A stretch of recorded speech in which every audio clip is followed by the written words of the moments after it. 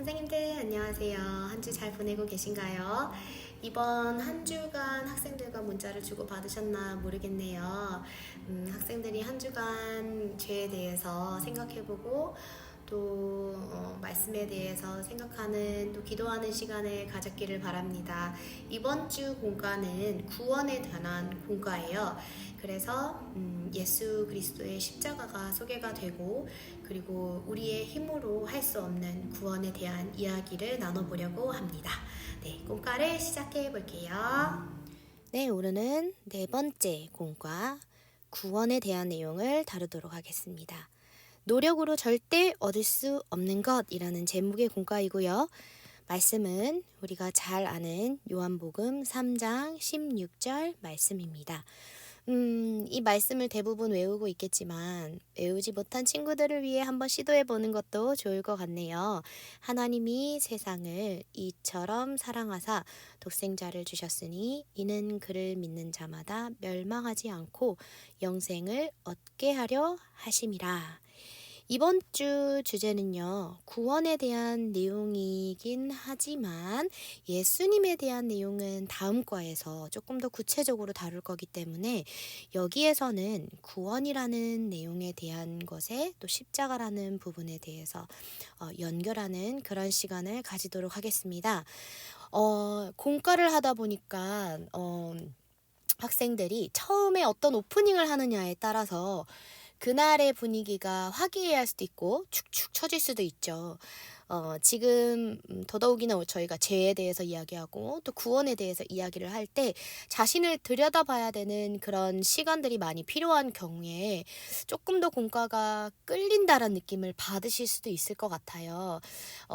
지난주에 제가 현영 선생님 대신에 공과를 들어가 보니 학생들이 평상시에 생각하지 않았더라라는 얘기를 안 했었다라는 얘기를 굉장히 많이 했어요. 그래서 평상시에 죄에 대해서 또는 영생에 대해서 생각을 해본 적이 없기 때문에 나눔을 하기가 어려운 거겠죠.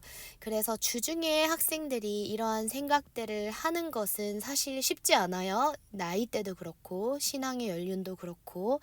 그래서 오프닝을 조금 더 선생님들께서 고민해서 준비해봐 주셔도 좋을 것 같아요. 아예 연관이 없는 걸로 시작하셔도 되고요. 정하실 게 없으시면 가위바위보를 하셔도 되고요. 뜬금없지만. 네, 오늘은 제가 안내를 해드리도록 하겠습니다.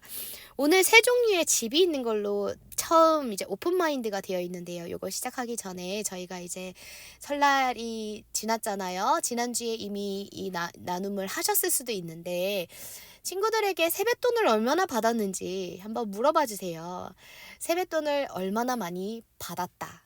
이렇게 이야기를 나눈 다음에 와 많이 받았다. 그걸로 뭐 사고 싶은 게 있어? 이런 식으로 질문을 해봐 주시면 좋겠습니다. 그 다음에 질문을 이어주셨으면 좋겠는데요.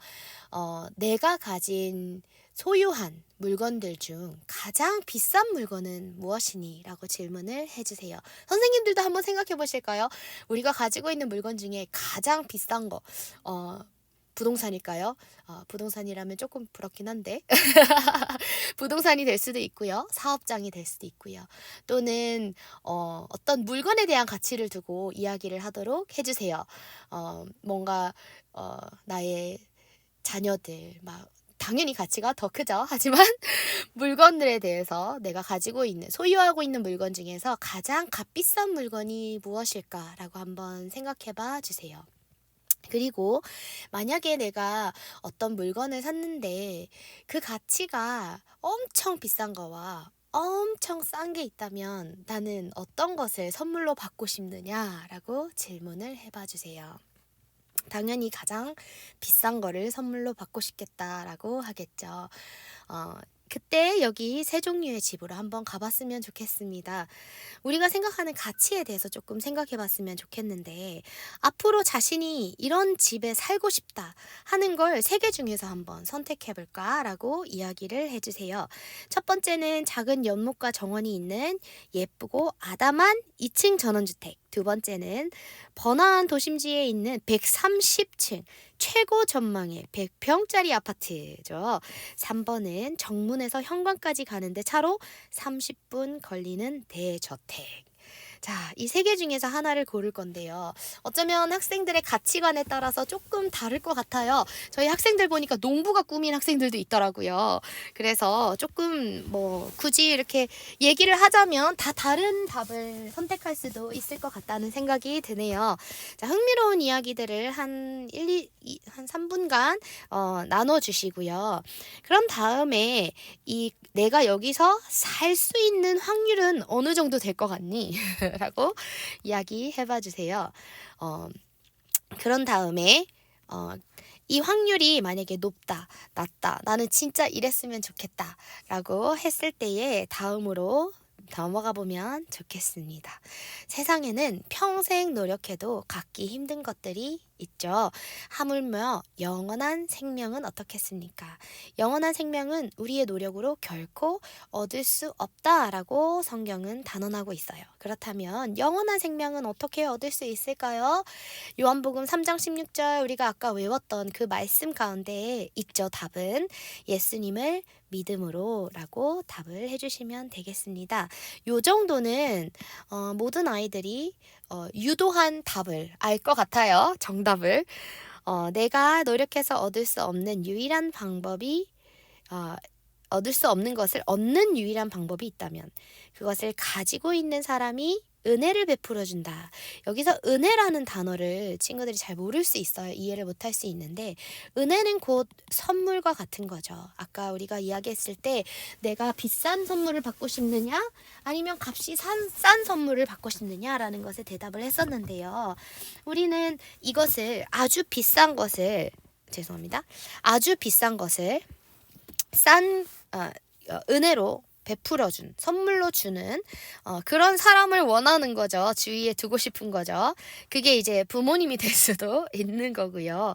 하나님은 죄인과 인간이 도저히 가질 수 없는 영원한 생명과 영원한 기쁨, 평화, 안식이 있는 하나님 나라를 우리에게 은혜로 허락하기 원하셨어요. 선물로 주기 원하셨어요.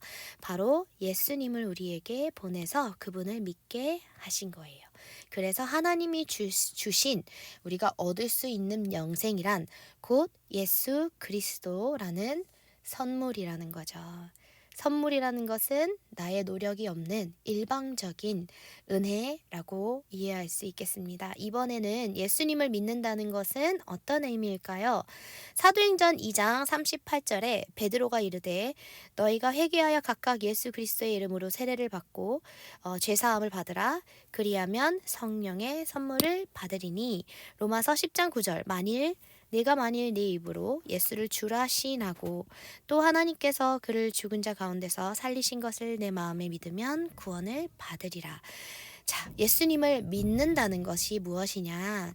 교회를 나온다는 것이 아니라 그것도 포함이겠지만 첫째로 회개하고 내 죄를 회개하고 그리고 두 번째로 예수님을 구원자로 고백하고 그리고 세 번째로 성령을 선물로 받는 것이겠죠. 그래서 우리가 과거의 죄를 회개하고 현재의 주인을 고백하며 이 삶을 살아가기 위해서 누가 주인이 되느냐 이렇게 세 가지로 볼 수 있겠습니다. 회개란 우리가 죄인이라는 것을 철저하게 인정하고 우리 마음대로 살던 것을 멈추고 하나님께로 돌아가는 것이죠.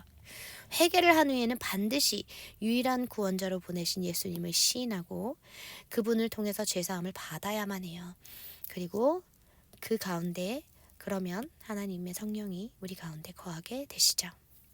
우리가 회개하고 예수 그리스도를 믿는 것만으로 죄를 용서받고 천국에 갈 수 있는 이유는 무엇일까요? 베드로전서 그리고 로마서에 적혀 있죠.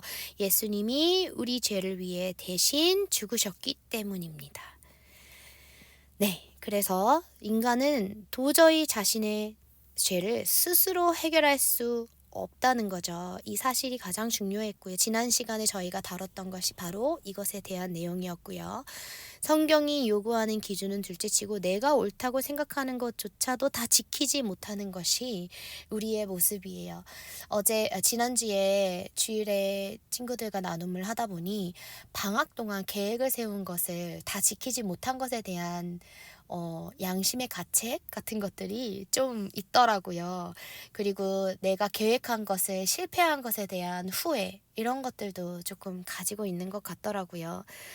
그래서 정말 우리는 심지어 내가 이렇게 방학 동안 하려고 세웠던 이런 규칙조차도, 계획조차도 다 지키지 못하는 것이 사실은 우리의 모습인데, 어떻게 이런 우리가 영생을 스스로의 노력으로 갖출 수 있겠습니까?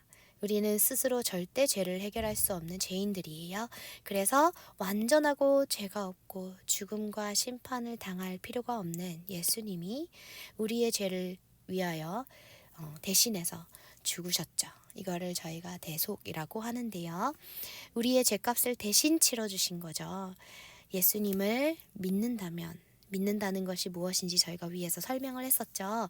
믿는다면 구원을 얻을 수 있습니다. 핵심만 콕콕 보겠습니다. 사람은 자기 자신을 구원할 수 없습니다. 모두가 죄인이기 때문입니다. 오직 하나님의 방법으로만 구원을 받을 수 있습니다. 그 방법이란 예수 그리스도를 믿는 것입니다. 예수 그리스도는 죄 없는 하나님의 아들로서 우리 죄를 위해 대신 죽어 그 형벌과 대가를 치러주셨습니다. 우리가 지난 시간에 죄라는 것은 하나님과의 관계의 깨어짐, 그리고 주권의 변화, 이렇게 두 가지를 했었는데요.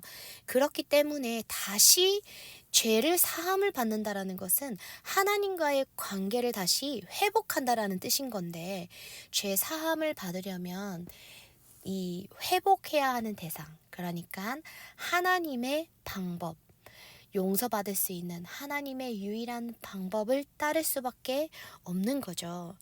네.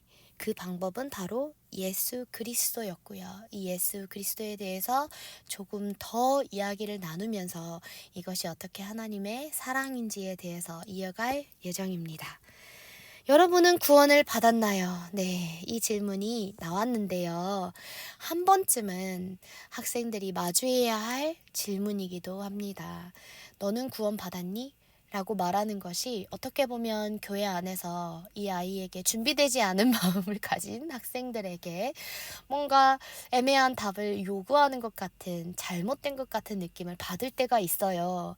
그래서 어떤 선생님들은 넌 구원을 받았니? 라고 물어보는 것이 어렵지 않지만, 어떤 선생님들은 또 넌 구원을 받았니? 라고 단도직입적으로 묻는 거에 대해서 굉장히 어려움을 느끼실 것 같아요, 마음속에. 이 여러분은 구원을 받았나요? 라는 질문은 학생들에게 하기는 해야 하는 질문입니다. 우리 스스로에게도 한 번은, 또 어쩌면 계속해서 다시 한 번씩 질문해야 하는 부분이기도 해요. 내가 정말 구원받은 자로서 살아가고 있느냐라는 그런 핵심으로 질문을 하는 거죠. 여러분은 구원을 받았나요? 너는 구원을 받았니? 그런데 여기서 하지 말아야 될 게 있어요. 얘들아, 우리 돌아가면서 대답해보자. 예스, 노로 대답해 줄래? 이거는 하면 안 되겠죠. 네. 그래서 학생들에게 여러분은 구원을 받았나요? 안 받았나요? 라는 내용을 자기 공과책에 조용히 한번 적어보면 어떨까요? 까지는 괜찮을 것 같아요. 그런 다음에 내가 그렇게 생각하는 이유를 한 주간 생각해 봤으면 좋겠어 라고 이야기를 하고, 너희들이 둔 공과 안에서의 답을 선생님이 보고 한 주간 기도해 줄게, 이렇게 이어가면 좋겠습니다. 우리가 이 구원을 받았는지에 대한 질문을 스스로에게 단도직입적으로 던져야 하는 중요성에 대해서는 한번 설명해 주면 좋을 것 같아요. 막연하게 내가 예수님 믿지 뭐 이렇게 안 믿지 않으면 되지, 이런 생각을 막연하게 가지고 있는 학생들에게, 여러분, 오늘 우리가 구원이라는 것이, 예수님을 믿는 거라는 것이 무엇인지에 대해서 조금 나눠봤는데, 그렇다면 여러분은 이 구원의 정의 아래에서 구원을 받은 것 같나요? 아닌가요? 라는 것을 한번 생각해보는 기회를 주는 거죠. 내가 잘 모르겠다라고 생각한다면 잘 모르겠다라고 적어도 된다라고 얘기해 주세요. 그리고 한 주간 구원은 하나님의 은혜라는 말을 생각해 보세요 라고 했는데 요 생각과 요 생각을 같이 하도록 해주세요. 그리고 지난주 하루를 정해서 기도했던 내용을요 한번 나눠봐 주시고요. 그리고 지난주에 하루를 정해서 생각을 해봤더니 어땠던 것 같아? 라고 한번 시간이 되신다면 이야기를 한두 명과 나눠봐 주시고요. 했는지 안 했는지의 여부에 대해서 한번 자연스럽게 물어봐 주신 다음에 이번 주에 한 번 더 시도해보면 어떨까? 이렇게 얘기를 해주세요. 7002도 있죠. 만약에 내가 구원을 받은 자녀다라고 구원에 확신이 있는 학생들 같은 경우에 구원받은 기쁨을 고백하는 감사의 기도를 한 주 동안 아침과 저녁에 드리고 실천한 소감을 적어보세요 라고 했는데요. 굉장히 어려운 거예요. 이걸 매일 기억한다라는 것 자체가 어려운 건데 이거를 일주일에 3번을 성공하는 것으로 해봐 주시고요. 기도까지는 아니더라도 아침에 눈 뜨고 하나님 오늘 나를 구원해 주셔서 감사합니다. 이 한마디만 하면 돼요.